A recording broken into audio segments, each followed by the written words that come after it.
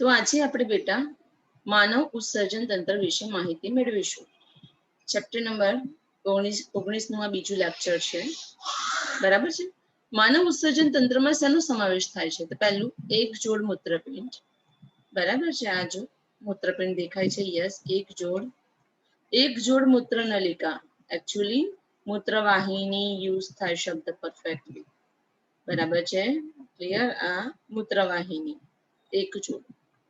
મૂત્રાશય, poly કોથળી જેવી રચના છે મૂત્રાશય. અને છેલ્લે મૂત્રમાર્ગ. અને મૂત્રમાર્ગ શેના દ્વારા ખુલે છે? મૂત્રદ્વાર દ્વારા શરીરની બહારની તરફ ખુલે છે. સારું. હવે મૂત્રપિંડ કયા રંગનું છે? તો લાલાશ પડતા કથ્થાઈ રંગનું દેખાય છે. આકાર વાલ આકારનો. સ્થાન ગઈકાલે મેં તમને સમજાવ્યું હતું. બરાબર છે. તો મૂત્રપિંડનું સ્થાન કયું છે? તો એ T12 અને L3 ની વચ્ચે આવેલું છે. મતલબ T12 એટલે શું? છેલ્લી ઉરસીય કશેરુકા અને ત્રીજી કટી કશેરુકા. બરાબર છે. બંને વચ્ચે જેટલી જગ્યા હોય છે ત્યાં આપણું મૂત્રપિંડ સેટ થયેલું છે. આ રીતે સેટ થયેલું છે. T12 થી લઈને L3 વચ્ચેની જગ્યામાં સેટ થયેલું છે. ઓકે. કઈ જગ્યાએ આવેલું છે? ઉદરી ગુહામાં પૃષ્ઠ બાજુએ પાછળની તરફ આવેલું છે. શરીરની દિવાલની નજીક ગોઠવાયેલું છે. બરાબર છે. ધારો કે મૂત્રપિંડનું ઓપરેશન કરવાનું હોય તો ડોક્ટર ઓપરેશન કઈ બાજુથી કરશે? પાછળની તરફથી કરશે. બરાબર છે. દર્દીને ઊંધું સુવાડી દેશે. બરાબર છે. અને પાછળ બરડાના તરફથી નીચેની તરફથી ઓપરેશન ચાલુ કરશે. ક્લિયર? આગળની બાજુથી કરે તો શું આવે? જઠર આવે ડાબી બાજુ, જમણી બાજુ યકૃત આવે. બરાબર છે. અને પાછળની બાજુથી ઓપરેશન કરશે, બરાબર, તો મૂત્રપિંડ ફટાફટ આવી જશે. બરાબર છે. સારું. ચલો. મનુષ્યનું મૂત્રપિંડની લંબાઈ કેટલી? સારું. ચલો. તો મનુષ્યનું મૂત્રપિંડ કેટલી લંબાઈ ધરાવે છે? 10 થી 12 સેન્ટીમીટર લંબાઈ ધરાવે છે. બરાબર. પહોળાઈ 5 થી 7 સેન્ટીમીટર અને જાડાઈ 2 થી 3 સેન્ટીમીટર. યાદ રાખવાનું. બેઠા વાક્ય પરીક્ષામાં પૂછેલા હોય છે. 10 થી 12 સેન્ટીમીટર લંબાઈ, 10 નું અડધું 5, 5 થી 7 સેન્ટીમીટર પહોળાઈ, 5 નું અડધું 2, એ રીતે યાદ રાખવાનું. 2 થી 3 સેન્ટીમીટર જાડાઈ. વજન કેટલું છે? તો એક મૂત્રપિંડનું વજન 120 થી 170 ગ્રામ હોય છે. યાદ રાખવાનું. બરાબર છે. તેનું સરેરાશ વજન 120 થી 170 ગ્રામ હોય છે. ઓકે. સારું. બીજું, હવે આવી મૂત્રપિંડની રચના. શું આવી? મૂત્રપિંડની રચના. જો બેટા, આ ચેપ્ટરમાંથી ઘણા MCQ આકૃતિ આધારિત પૂછેલા છે. એટલે આકૃતિના દરેક લેબલિંગ આપણને સાચે સાચા આવડવા જ જોઈએ. બરાબર છે. ક્લિયર? જનરલી અહીંયાથી ચાલુ થાય છે મૂત્રપિંડની રચના. તો મૂત્રપિંડની રચનામાં આકૃતિ દોરવી હોય તો આ દોરવી પડે. મૂત્રપિંડનો ઊભો છે. એકદમ ઈઝી અને સરસ આકૃતિ છે. બરાબર છે. ઓકે. સારું. હમણાં હું તમને શીખવાડીશ દોરતા. ચલો સ્ટાર્ટ કરીએ. તો મૂત્રપિંડના કેન્દ્રીય ભાગ તરફની અંદરની અંતર્ગોળ સપાટીમાં ખાંચ હોય છે, જેને નાભી કહે છે. સમજાવું તમને. નાભી ક્યાં છે? બરાબર છે. અહીંયા મૂત્રપિંડની રફ આકૃતિ પણ હું દોરું છું. બરાબર છે. આ સપાટી અંદરની અંતર્ગોળ સપાટી કહેવાય. બરાબર છે. અહીંયા ખાંચ આવેલી છે અને અહીંયા એક છિદ્ર આવેલું છે. અને આ છિદ્રને શું કહેવાય છે? નાભી.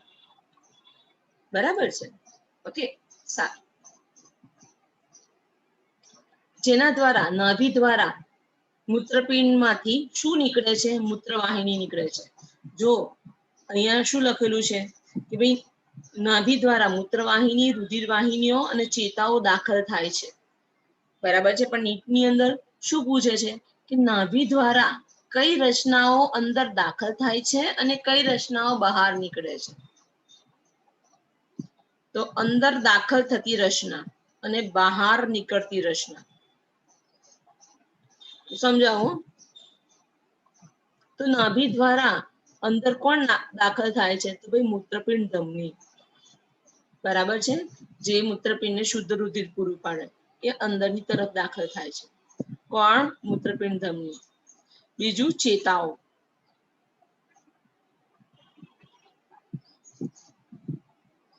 તો અંદર દાખલ થતી રચનામાં શું આવશે?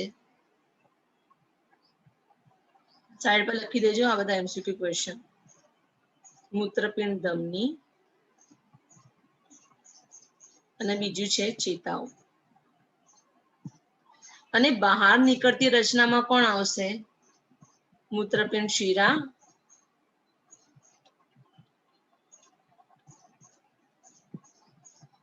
અને મૂત્રવાહિની. બરાબર છે.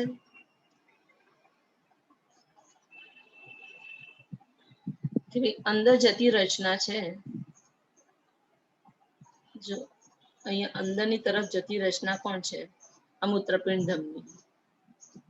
બહાર નીકળતી રચનામાં શું છે? આ મૂત્રપિંડ શિરા. અને બીજું બહાર બીજું શું નીકળે છે? ભાઈ મૂત્રવાહિની નીકળે છે. બરાબર છે. બહાર બીજું શું નીકળે છે? જો અહીંયાથી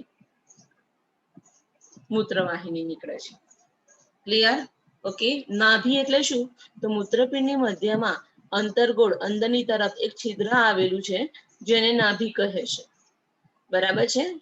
આ નાભી દ્વારા કઈ કઈ રચનાઓ અંદર દાખલ થાય છે? તો જવાબમાં આવે બેટા મૂત્રપિંડ ધમની ચેતાઓ. કઈ રચનાઓ બહાર નીકળે છે? મૂત્રપિંડ શિરા અને મૂત્રવાહિની. અહીં રુધિર વાહિનીઓ લખેલું છે એટલે કોણ? આ મૂત્રપિંડ ધમની અને મૂત્રપિંડ શિરાને રુધિર વાહિનીઓ કહેલું છે. ખબર પડી ગઈ આટલી? સારું. પછી બીજો પોઈન્ટ આવ્યો કે નાભીની અંદરના પહોળા ગણી આકારના અવકાશને મૂત્રપિંડ નિવાપ કહે છે. બરાબર છે. બતાવો.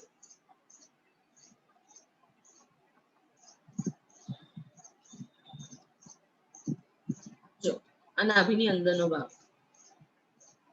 આ દેખાય છે આટલો ભાગ. હા, આ ભાગને શું કહેવાય છે? મૂત્રપિંડ નિવાપ કહેવાય. શું કહેવાય બેટા? મૂત્રપિંડ નિવાપ. બરાબર છે. ઓકે. મૂત્રપિંડ 3 ભાગોમાં વહેંચાયેલું છે. બાહ્યકનો ભાગ, પછી મધ્યકનો ભાગ. બરાબર છે. મધ્યકનો ભાગ કહેવાય છે. મજ્જક પિરામિડનો બનેલો છે. અને અંદરનો ગણી આકારનો ભાગ છે, બરાબર છે, એને શું કહેવામાં આવે છે? એને કહેવામાં આવે છે, એના માટે સ્પેશિયલ નામ છે. બરાબર છે. એને કહેવાય છે મૂત્રપિંડ નિવાપ. યાદ રાખવાનું. બરાબર છે. ઇમ્પોર્ટન્ટ.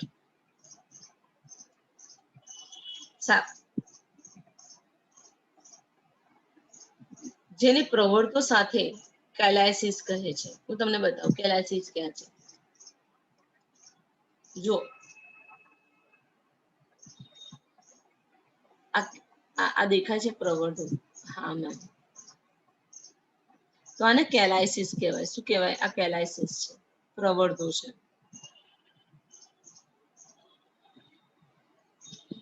બરાબર છે. ક્લિયર? આ પ્રવર્ધોને શું કહેવાય છે? કેલાયસિસ. કેલિક્સ બોલો, કેલાયસિસ બોલો, એક જ.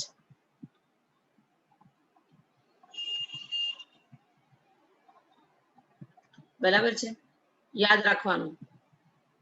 3 માર્કનો પ્રશ્ન ભણી રહ્યા છે. મૂત્રપિંડનું બાહ્ય સ્તર સખત પુટકીય હોય છે, આવરણ વાળું હોય છે. અને મૂત્રપિંડની અંદર 2 ભાગ હોય છે. બહારનો ભાગ બાહ્યક અને અંદરનો ભાગ મજ્જક. મજ્જક શેમાં વહેંચાયેલું છે? મજ્જક પિરામિડમાં વહેંચાયેલું છે. બરાબર છે. અને આ મજ્જક પિરામિડ જે કેલાયસિસ માં વિસ્તરેલ છે. કેલાયસિસ ને એકવચનમાં કેલિક્સ કહેવાય. તમને હું આ બધું એક આકૃતિ દોરીને, અલગથી આકૃતિ દોરીને સમજાવું.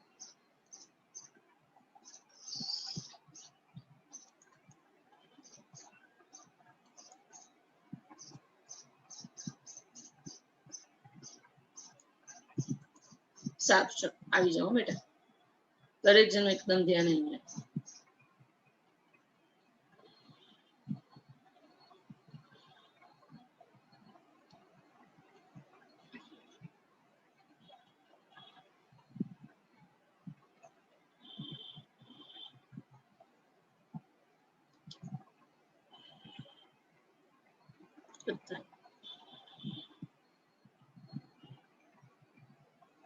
મૂત્રપિંડ કયા આકારનું છે? વાલ આકારનું છે. જો આ વાલ આકાર થયો બેટા.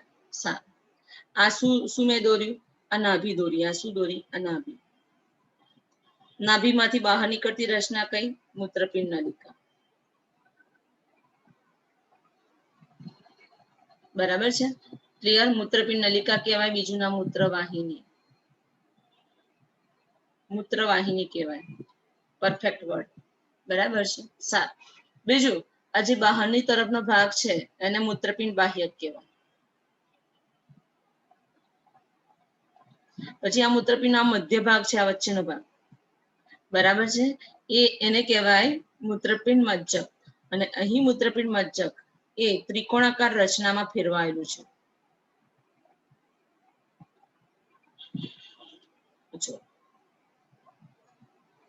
મૂત્રપિંડ મજ્જકની અંદર આ રીતે ત્રિકોણ આકારના પિરામિડ જેવી રચના છે, જેને મજ્જક પિરામિડ કહેવાય.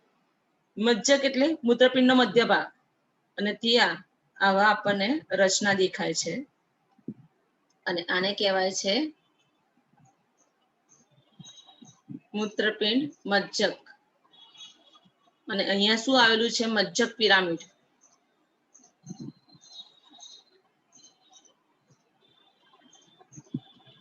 બરાબર છે? આ બધા પિરામિડો એકબીજા સાથે જોડાયેલા છે.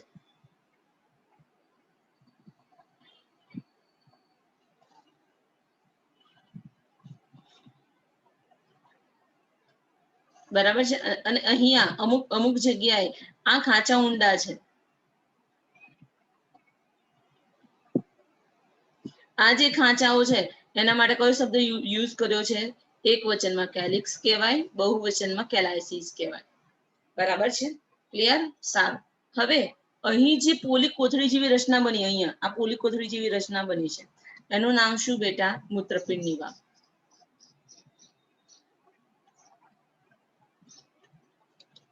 બરાબર છે? હવે મૂત્રપિંડની અંદર દાખલ થતી રચનાઓ કઈ કઈ છે? તો મૂત્રપિંડની અંદર દાખલ થતી રચનાઓમાં કોણ કોણ આવે છે? મૂત્રપિંડ ધમની, મૂત્રપિંડ શિરા. હું અહીંયા મૂત્રપિંડ ધમની બતાવું છું તમને.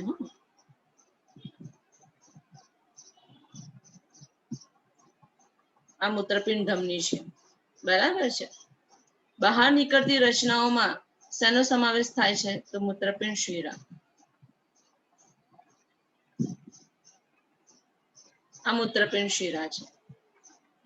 બીજી કઈ રચના બહાર નીકળે છે? મૂત્રવાહિની. બરાબર છે? સારું.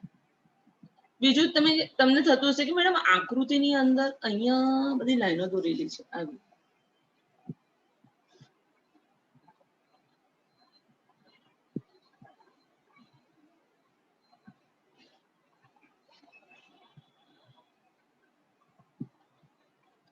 બરાબર છે? તમે આકૃતિની અંદર જોશો તો આવી લાઈનો જોવા મળે છે.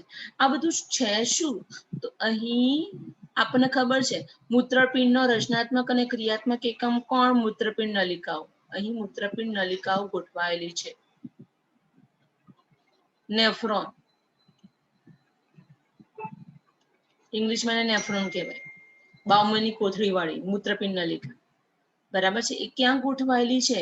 એનો અડધો ભાગ બાહ્યકમાં ગોઠવાયેલો છે, અને હેલેનો પાશ અને સંગ્રહણ નલિકા મજ્જકમાં ગોઠવાયેલી છે. તેથી અહીંયા આવી આકૃતિઓ છે. તમને એવું લાગે કે અહીંયા લીટા લીટા દોરેલા છે. એકચ્યુઅલી એ સંગ્રહણ નલિકાઓ છે. કઈ નલિકાઓ છે બેટા? સંગ્રહણ નલિકાઓ, જે મૂત્રપિંડ નલિકાનો છેલ્લો ભાગ છે. બરાબર? ડિટેલમાં હમણાં જોઈશું, ચિંતા ના કરશો. બરાબર છે? સારું. બીજું, જો આ એરિયા કયો બેટા? મૂત્રપિંડ બાહ્યકનો એરિયા. આ મૂત્રપિંડ બાહ્યકનો એરિયા ક્યાં સુધી પ્રસરેલો છે? અહીંયા સુધી પ્રસરેલો છે. જો આટલે સુધી બાહ્યક પ્રસરેલું છે. આ વચ્ચેનો વિસ્તાર કયો? મજ્જક. કે ભાઈ મજ્જક પિરામિડો વચ્ચે મૂત્રપિંડનો બાહ્યકનો વિસ્તાર પ્રસરેલો છે. તો આ વિસ્તારને શું કહેવામાં આવે છે? આ વિસ્તારને કહેવામાં આવે છે column of Bertini. MCQ question. Column of Bertini. Clear? કે મૂત્રપિંડનો બાહ્યકનો વિસ્તાર કે જે બે મજ્જક પિરામિડ વચ્ચે વિસ્તરેલો છે, જો આટલે સુધી વિસ્તરેલો છે, લંબાયેલો છે અંદરની તરફ, તો એને કોલમ ઓફ બર્ટીની કહેવામાં આવે છે. ખબર પડી ગઈ? ક્લિયર? બીજું નામ એનું રિનલ કોલમ પણ કહે છે. ઇંગ્લિશમાં એને રિનલ કોલમ કહેવાય. યાદ રાખવાનું, ઇમ્પોર્ટન્ટ. કોલમ ઓફ બર્ટીની કોને કહેવાય? તો આ બેટા મૂત્રપિંડનો બાહ્યકનો ભાગ. આ બાહ્યકનો ભાગ આટલે સુધી લંબાયેલો છે. મૂત્રપિંડ મજ્જકમાં બે પિરામિડોની વચ્ચે લંબાયેલો છે. આને કહેવાય છે કોલમ ઓફ બર્ટીની. ઇમ્પોર્ટન્ટ. બરાબર છે? તો મેં તમને એકદમ રફ ડાયાગ્રામ દ્વારા મૂત્રપિંડ કેવું હોય, એના કેટલા ભાગ હોય, હે ને, એનો બેઝિક ખ્યાલ આપ્યો. બરાબર છે? સારું. હવે જતા રહીએ આપણી થિયરીમાં પાછા.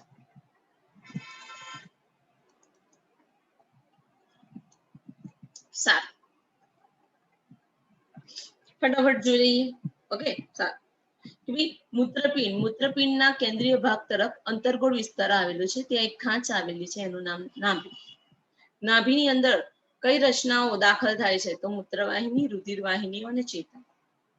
નાભીની અંદર એક ગળી જેવો પહોળો ભાગ છે, જેને શું કહેવાય? મૂત્રપિંડ નિવાપ. મૂત્રપિંડ નિવાપ સાથે પ્રવર્ધો સંકળાયેલા છે, જેને કેલાયસિસ કહે છે. મૂત્રપિંડનું બાહ્ય સ્તર કેવું છે? સખત છે, પુટકીય છે, મજબૂત છે. બરાબર છે? મૂત્રપિંડની અંદર કેટલા ભાગ દેખાય છે? બે ભાગ. બહારના ભાગને બાહ્યક કહેવામાં આવે છે અને અંદરના ભાગને મજ્જક કહેવામાં આવે છે. મજ્જકના ભાગમાં શંકુ આકારના સમૂહો જોવા મળે છે, જેને મજ્જક પિરામિડ કહે છે. બરાબર છે? અને આ મજ્જક પિરામિડ આગળ જઈને શેમાં વિસ્તરેલા છે? કેલાયસિસમાં વિસ્તરેલા છે. બાહ્યક મજ્જક પિરામિડની વચ્ચે રિનલ કોલમ એટલે કે મૂત્રપિંડ સ્તંભ તરીકે લંબાય છે. હા, કે જો આ છે બાહ્યક અને આ શું છે? આ શું છે? આપણને ખબર છે આ મજ્જક પિરામિડ છે, અને બંનેની વચ્ચે બાહ્યકનો ભાગ અંદર લંબાયેલો છે. હા મેમ, લંબાયેલો છે, જેને શું કહેવાય છે? Renal column. બીજું નામ છે મૂત્રપિંડ સ્તંભ, અને ત્રીજું નામ છે બર્ટીનીના સ્તંભ. કોલમ ઓફ બર્ટીની, ગુજરાતીમાં કહેવાય એને બર્ટીનીના સ્તંભો. બર્ટીની વૈજ્ઞાનિક હતો. એને સૌ પ્રથમ આ વિસ્તાર જોયો હતો કે મૂત્રપિંડના બાહ્યકનો વિસ્તાર બે મજ્જક પિરામિડ વચ્ચે વિસ્તરેલો છે અંદરની તરફ, જેને આ ત્રણ નામેથી ઓળખાય છે. નીટ એમસીક્યુ: રિનલ કોલમ, મૂત્રપિંડ સ્તંભ અને બર્ટીનીના સ્તંભો. સારું, ચાલો. પ્રત્યેક મૂત્રપિંડ લગભગ 1 મિલિયન એટલે 10 લાખ જટિલ નલિકાકાર રચનાઓ ધરાવે છે, જેને ઉત્સર્ગ એકમ કહે છે. શું કહેવાય? ઉત્સર્ગ એકમ. યાદ રાખવાનું, જે મૂત્રપિંડનો ક્રિયાત્મક એકમ છે. બરાબર છે? અહીંયા તમને પરીક્ષામાં પૂછે કે મૂત્રપિંડ આકૃતિ સહ સમજાવો, તો તમારે આ આકૃતિ દોરવાની અને સમજાવવાનું ક્યાંથી ચાલુ કરવાનું? અહીંયાથી. કે મૂત્રપિંડ, હા, અહીંયાથી ચાલુ કરવાનું. કેટલા સુધી? અહીંયા સુધી. અહીંયા ફિનિશ થઈ જશે. ખબર પડી ગઈ? ક્લિયર? 3 માર્કનો મસ્ત મજાનો પ્રશ્ન. બરાબર છે? પછી અહીંયાથી બીજો એક 4 માર્કનો પ્રશ્ન નીકળે છે. બરાબર છે? શું છે આ? ઉત્સર્ગ એકમ છે. મનુષ્યનો ઉત્સર્ગ એકમ આકૃતિ સહ સમજાવો. બરાબર છે? ક્લિયર? મનુષ્યનો ઉત્સર્ગ એકમ છે. બરાબર? અહીંયાથી પ્રશ્ન ચાલુ થશે. આ 4 માર્કનો પ્રશ્ન છે. એકદમ સરસ છે. ચલો આવી જાઓ. કે પ્રત્યેક મૂત્રપિંડમાં કેટલી નલિકાકાર રચનાઓ છે? 1 મિલિયન. મતલબ આપણા શરીરમાં કેટલી નલિકાકાર રચનાઓ છે મૂત્રપિંડમાં? 2 મૂત્રપિંડ છે તો 2 મિલિયન, 20 લાખ, જેને શું કહેવાય છે? ઉત્સર્ગ એકમ. બરાબર છે? ક્લિયર? ઉત્સર્ગ એકમ એટલે શું? તો મૂત્રપિંડનો રચનાત્મક અને ક્રિયાત્મક એકમ.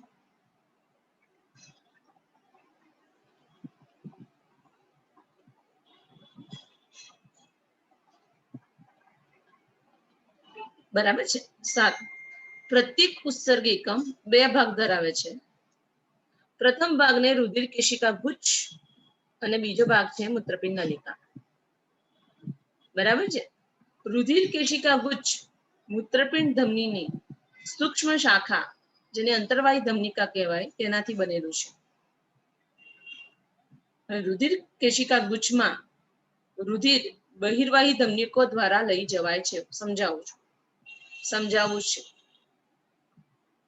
બરાબર, આકૃતિ દોરીને સમજાવું છું. જો આ તમને શું દેખાય છે? કપ આકારની કોથળી, બાઉમેનની કોથળી. અલગથી આકૃતિ દોરું છું. ચલો હો બેટા, તો તમને સરસ સમજણ પડશે. ઓકે, ચિંતા ના કરશો.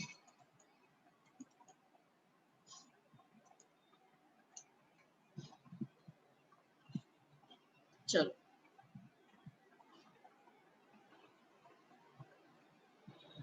આ એક કપ આકારની રચના હોય છે જેને બાઉમેનની કોથળી કહેવાય. કઈ કોથળી કહેવાય બેટા? બાઉમેનની કોથળી કહેવાય.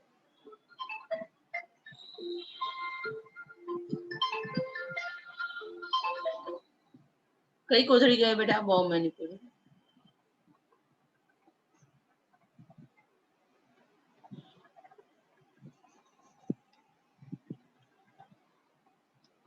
સારું, હવે આ બાઉમેનની કોથળી કયા આકારની છે? કપ આકારની રચના છે. એની અંદર શું દાખલ થશે? તો આ જો, આ મૂત્રપિંડ ધમની છે, એની શાખા બરાબર છે, અંદરની તરફ દાખલ થશે. અહીંયા અંતર્વાહી ધમનિકા કહેવાય. અને આ અંતર્વાહી ધમનિકા બાઉમેનની કોથળીમાં દાખલ થશે અને અહીંયા ગૂંચળું બનાવશે, રુધિર કેશિકાનું જાળું બનાવશે અંદરની તરફ, બાઉમેનની કોથળીની અંદરની તરફ, અને અહીંયાથી બહાર નીકળશે. શેના સ્વરૂપે બહાર નીકળશે? બહિર્વાહી ધમનિકા સ્વરૂપે.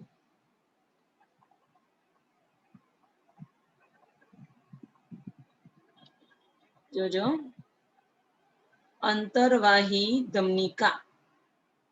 બાઉમેનની કોથળીમાં કઈ ધમનિકા દાખલ થાય છે? અંતર્વાહી ધમનિકા. બરાબર છે, જે મૂત્રપિંડ ધમનીમાંથી રુધિર લઈને ક્યાં આવે છે? બાઉમેનની કોથળીની અંદર. આ કઈ રચના કહેવાય? બાઉમેનની કોથળી. કપ આકારની હોય.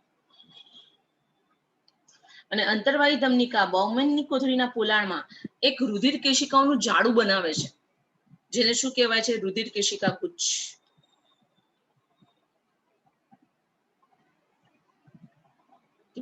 ખબર પડી ગઈ કે બાઉમેનની કોથળીમાં અંતર્વાહી ધમનિકા પ્રવેશ પામે છે અને તેના પોલાણની અંદર રુધિર કેશિકાઓનું જાળું બનાવે છે, જેને રુધિર કેશિકા ગુચ્છ કહે છે.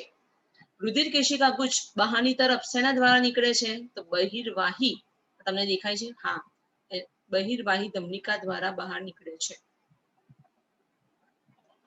અંતર્વાહી ધમનિકાનો વ્યાસ સાંકડો હોય છે, જ્યારે બહિર્વાહી ધમનિકા જો પહોળી હોય છે, એટલે એનો વ્યાસ મોટો હોય છે. આની ટેમ સુધી અંતર્વાહી ધમનિકા સાંકડી હોય છે અને બહિર્વાહી ધમનિકા પહોળી હોય છે.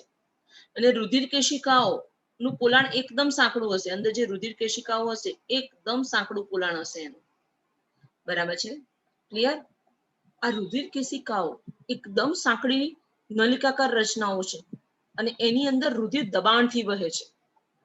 અને એટલું બધું દબાણ હોય છે જેના લીધે રુધિરની અંદર રહેલા જે નકામા દ્રવ્ય છે, યુરિયા, યુરિક એસિડ, એ બધા જ ગળાઈ જાય છે અને ધીમે ધીમે ક્યાં ભેગા થશે? બાઉમેનની કોથળીના પોલાણમાં ભેગા થઈ જશે બહારની તરફ. બીજી વાર બોલું છું કે અહીં રુધિર કેશિકા ગુચ્છનો વ્યાસ એકદમ ઓછો છે. રુધિર કેશિકા ગુચ્છનો વ્યાસ કેવો છે? એકદમ ઓછો. સૌથી મોટો વ્યાસ કોનો? બહિર્વાહી ધમનિકાનો, પછી અંતર્વાહી ધમનિકા. અને સૌથી નાનો વ્યાસ કોનો? રુધિર કેશિકા ગુચ્છ. એકદમ સાંકડી નલિકાકાર રચના છે અને રુધિર અત્યંત દબાણથી અંદર વહન પામે છે અને આ દબાણને લીધે રુધિરનું ગાળણ થઈ જાય છે. રુધિરમાં રહેલા નકામા પદાર્થો બાઉમેનની કોથળીના જે અવકાશ છે એમાં જમા થાય છે. બરાબર છે? અને ગળાયેલું રુધિર ધીરે ધીરે બહિર્વાહી ધમનિકા દ્વારા બાઉમેનની કોથળીમાંથી બહાર નીકળી જાય છે. ખબર પડી ગઈ? ક્લિયર? ઓકે. હવે અહીં રુધિર કેશિકા ગુચ્છ અને બાઉમેનની કોથળી, બરાબર, એને સંયુક્ત રીતે શું કહેવામાં આવે છે? માલ્પિગિયન કણ કહેવામાં આવે છે. બીજું નામ એનું મૂત્રપિંડ કણ પણ કહેવામાં આવે છે, યાદ રાખવું. ક્લિયર? એ રુધિર કેશિકા ગુચ્છ અને બાઉમેનની કોથળી બંનેને કયા નામથી ઓળખાય છે? માલપીગન કણ અને મૂત્રપિંડ કણ તરીકે પણ ઓળખાય છે. ઓકે, સારું.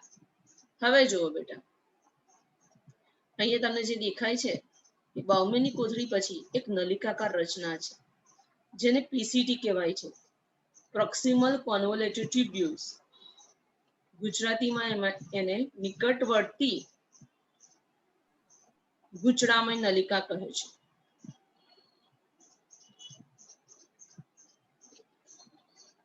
નિકટવર્તી કેમ? બાઉમેનની કોથળીની નજીક છે અને આ ગૂંચળાવાળી નલિકા છે એટલે એને કહેવાય છે નિકટવર્તી ગૂંચળામય નલિકા. બરાબર છે? અને એના પછી એક યુ આકારની રચના આવેલી છે.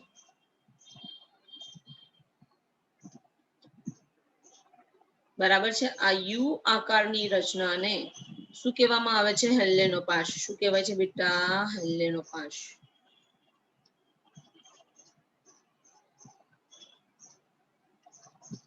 બરાબર છે?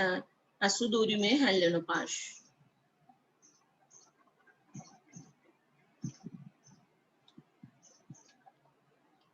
આ હેલેનોપાશનો જે ભાગ ઉપરથી નીચેની તરફ જાય છે તેને કયો ભાગ કહેવાય? આ કયો છેડો કહેવાય? અવરોહી. ઉપરથી નીચેની તરફ આવનાર ભાગ એટલે એને અવરોહી ભાગ કહેવાય. અને આ નીચેથી ઉપરની તરફ જાય છે આ છેડો એટલે આ ભાગને શું કહેવાય? આરોહી ભાગ. તો હેલેનોપાશ દોર્યું? હા, દોર્યું. હવે એના પછી બીજી ગૂંચળામય નલિકા આવે છે.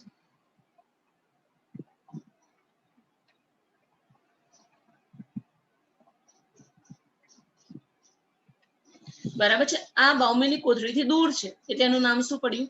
દૂરસ્થ ગૂંચળામય નલિકા. શું નામ પડ્યું બેટા? દૂરસ્થ ગૂંચળામય નલિકા. અને દૂરસ્થ ગૂંચળામય નલિકા શેમાં ખુલે છે? તો દૂરસ્થ ગૂંચળામય નલિકા એક લાંબી સંગ્રહણ નલિકામાં ખુલે છે.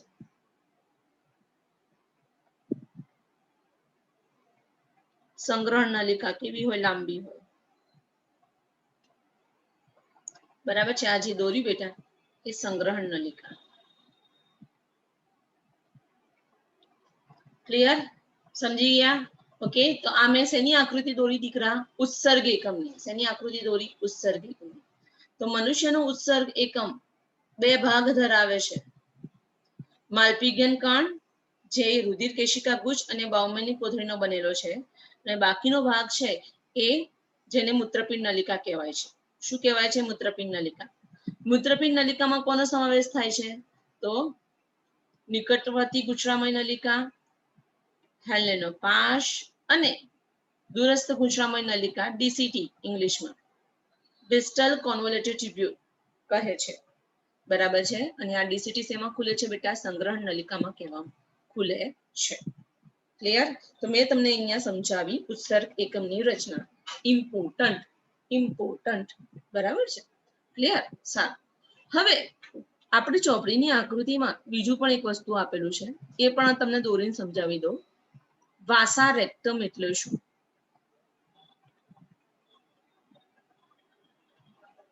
સમજાવી દઉં કે ભાઈ જુઓ, અહીંયાથી જે અંતરવાહી ધમનિકા નીકળી, આ અંતરવાહી ધમનિકા કોની ફરતે ગૂંચળું બનાવે છે? પીસીટી અને ડીસીટી ની ફરતે. અંતરવાહી ધમનિકા પીસીટી અને ડીસીટી ની ફરતે રુધિર કેશિકાનું જાળું બનાવે છે. જોજો, આ રુધિર કેશિકાનું જાળું છે. ક્યાં? પીસીટી અને ડીસીટી ની ફરતે. અહીં એનું નામ પડી જાય છે પરિનલિકા. આ નીટ એમસીક્યુ. પરિનલિકા. બીજું નામ છે પેરીટ્યુબ્યુલર નલિકા. પરિનલિકા એટલે શું? પરીક્ષામાં પૂછે તો બહિર્વાહી ધમનિકા. બહિર્વાહી ધમનિકા બાઉમેનની કોથળીની બહાર નીકળીને નિકટવર્તી ગૂંચળામય નલિકા અને દૂરસ્થ ગૂંચળામય નલિકાની આજુબાજુ રુધિર કેશિકાઓનું જાળું બનાવે છે જેને પરિનલિકા કહે છે. આ નીટ એમસીક્યુ. બરાબર છે. અને આની એક શાખા હેન્લેના પાશની સમાંતરે વિકાસ પામે છે.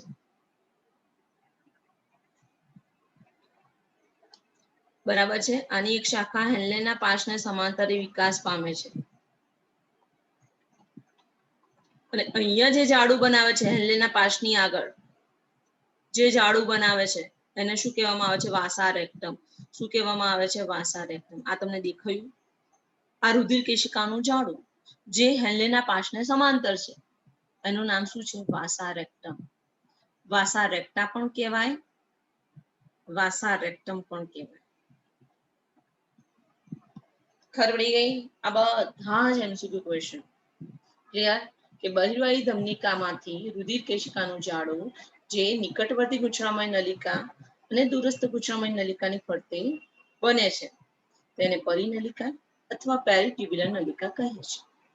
બરાબર છે. તેની એક શાખા, બરાબર, કોની? પરિનલિકાની રુધિર કેશિકાની એક શાખા નીચેની તરફ લંબાઈને હેન્લેના પાશને સમાંતર રુધિર કેશિકાઓનું જાડું બનાવે છે જેને વાસા રેક્ટા અથવા તો વાસા રેક્ટમ કહે છે. ક્લિયર? તો આપણે 4 માર્કનો મસ્ત મજાનો પ્રશ્ન જોયો. બરાબર છે. મેં તમને આકૃતિ દોરીને સમજાવ્યો. બરાબર છે. હવે આપણે એની થિયરી જોઈએ. ઓકે?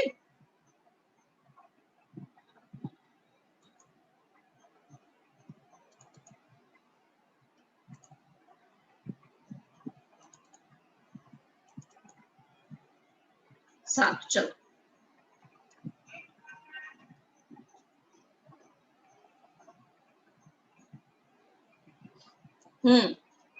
અહીંયાથી જ ચાલુ કરી. બરાબર છે. ઉત્સર્ગ એકમ 2 ભાગનો બનેલો છે, રુધિર કેશિકા ગુચ્છ અને મૂત્રપિંડ નલિકા. રુધિર કેશિકા ગુચ્છ મૂત્રપિંડ ધમનીની સૂક્ષ્મ શાખા અંતર્વાહી ધમનિકાથી બનેલું જાડું છે. સમજાવી મેં તમને. બરાબર છે. આ અંતર્વાહી ધમનિકા છે, બહુમેની કોથળીમાં જઈને જાડું બનાવ્યું જેને રુધિર કેશિકા ગુચ્છ કહે છે. રુધિર કેશિકા ગુચ્છમાંનું રુધિર બહિર્વાહી ધમનિકાઓ દ્વારા લઈ જવાય છે. બહાર શેની દ્વારા આવે છે? બહિર્વાહી ધમનિકા દ્વારા આવે છે. યાદ રાખવું, ઇમ્પોર્ટન્ટ. બરાબર છે. સારું. હવે આવી મૂત્રપિંડ નલિકા. મૂત્રપિંડ નલિકાની શરૂઆત બેવડી દિવાલવાળી કપ જેવી રચનાથી થાય છે જેને બાઉમેનની કોથળી કહે છે. આ તમને દેખાય છે? બેવડી દિવાલવાળી કપ જેવી રચના. હા, જેને બાઉમેનની કોથળી કહેવાય. કઈ કોથળી કહેવાય? બાઉમેનની કોથળી. જે રુધિર કેશિકા ગુચ્છને ઘેરે છે. એની અંદર શું આવેલું છે? આ રુધિર કેશિકા ગુચ્છ. ક્લિયર? તો મૂત્રપિંડ નલિકાની શરૂઆત શાનાથી થાય છે? આવો MCQ પૂછે તો જવાબમાં શું આવશે? બાઉમેનની કોથળી. અને બાઉમેનની કોથળીની અંદર શું આવેલું છે? રુધિર કેશિકા ગુચ્છ આવેલું છે. રુધિર કેશિકા ગુચ્છને બાઉમેનની કોથળી સાથે શું કહેવામાં આવે છે? માલ્પિગિયન કાય અથવા મૂત્રપિંડ કણ. શું કહેવાય આ બંનેને સંયુક્ત રીતે? માલ્પિગિયન કાય પણ લખેલું હોય છે અને કણ પણ લખેલું હોય છે બેટા. અને બીજું નામ એનું મૂત્રપિંડ કણ. યાદ રાખવાનું, ઇમ્પોર્ટન્ટ. બરાબર છે. સારું. નલિકા સતત આગળ વધી અતિ ગૂંચળામય જાડું બનાવે છે જેને નિકટવર્તી ગૂંચળામય નલિકા કહે છે. આ દેખાય છે? આ નિકટવર્તી ગૂંચળામય નલિકા. અને હેરપિન આકારનો હેન્લેનો પાશ એના પછી શું બનાવ્યું? જો આ યુ આકાર, માથાની પિન હોય ને, હા, યુ આકારની હોય. તો હેરપિન આકારનો હેન્લેનો